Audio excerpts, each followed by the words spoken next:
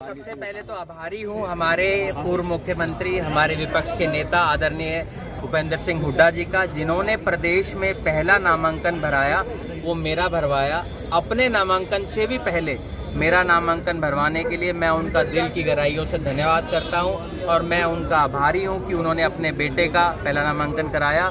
उसके साथ साथ हमारी राष्ट्रीय अध्यक्ष महिला कांग्रेस की अलका लांबा जी भी आई, मेरे पिता कैप्टन अजय यादव भी मेरे साथ थे। और मैं तो धन्यवाद करना चाहूँगा सभी बुजुर्गों का, मेरी माताओं बहनों का, नौजवान साथियों ने, जिन्होंने आज यहाँ आकर मेरे नामांकन के अंदर जो मुझे आशीर्वाद दिया है, इसके लिए ताउम्र मैं उनका आभारी रहूँगा।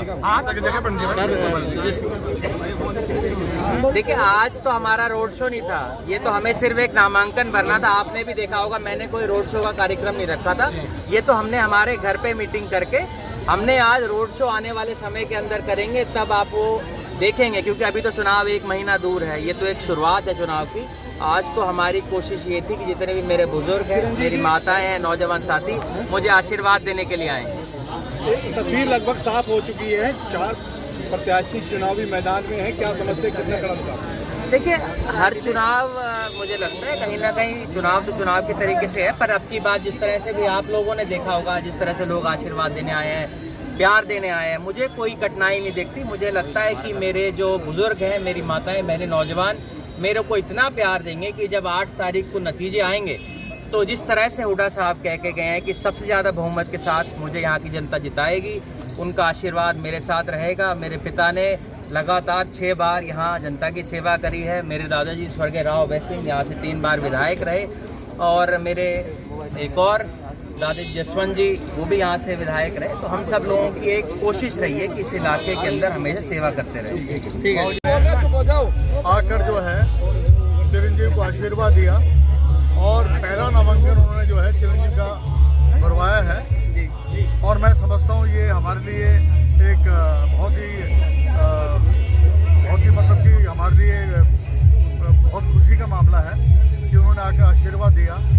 और मैं समझता हूँ कि ये हम किसी भी इलेक्शन को हमें हल्का नहीं समझना चाहिए, हम पूरी मेहनत से काम करेंगे। लेकिन आज जितनी मात्रा में बहनें, बुजुर्ग, नौजवान भाई आए हैं, इसे दर्शाता है कि चुनाव जो है वो हमारा एक तरफा चुनाव रहेगा, लेकिन मेहनत में कोई कमी नहीं छोड़ेंगे। बेरोजगारी है, भ्रष्टाचार है, और आप जानते हैं कि महंगाई है, बेरोजगारी है, और जिस तरीके से आपका इन्होंने कोई भी एक इंस्टीट्यूशन लेके नहीं आए, ना IIM ना IIT, एम्स का केवल इन्होंने पत्थर रखा है। बॉयज़ जो कॉलेज है उसकी आज तक इन्होंने जो है केवल नाम मात्र का 4 कमरे में खोल रखा है।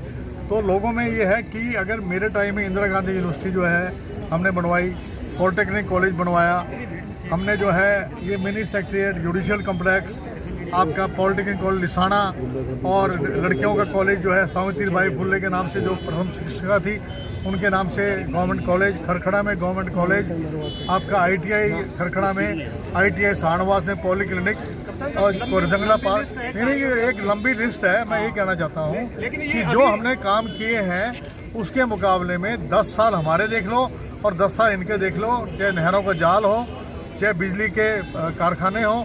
5000 मेगावाट बिजली हमने पैदा की थी जब मैं बिजली मंत्री था, इन्होंने 1 मेगावाट बिजली पैदा नहीं की। मुकाबला किसे मान रहे हैं? बीजेपी